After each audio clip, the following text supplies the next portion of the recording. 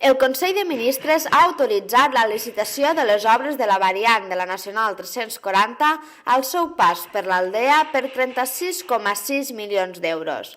L'alcalde de l'Aldea, Dani Andreu, ha valorat positivament la notícia i ha recordat que es tracta d'una llarga reivindicació del territori. Així mateix ha reclamat l'alliberament o la bonificació de peatges mentre durin les obres per tal de resoldre el col·lapse circulatori i la perillositat que suposa que l'actual tram de la carretera passi pel nucli urbà del municipi. D'altra banda, Andreu s'ha mostrat confiat en que els tràmits segueixin els terminis fixats i les obres puguin començar abans de l'estiu. Els dirigents del PSC a les Terres de l'Ebre també han celebrat la licitació de la variant de l'Aldea.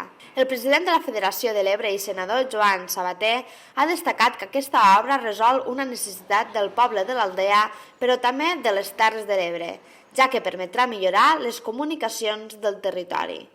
Així mateix, Sabater ha recordat que aquesta obra havia estat ajornada per l'anterior govern del PP.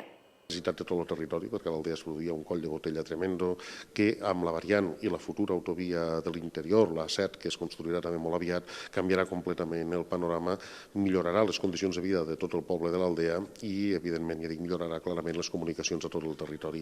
Era un tema llargament desitjat que l'anterior govern del Partit Popular havia deixat completament abandonat i sense executar, i que ha estat el govern del senyor Rodríguez Zapatero el que, atenent a les demandes del territori, li ha donat via i ara ja en pocs mesos tindrem construïda aquesta variant. Cal recordar que aquest tram de la variant de l'Aldea s'inicia a la sortida del pont sobre el riu Ebre, que forma part de la variant d'Amposta i té un recorregut de gairebé 8 quilòmetres.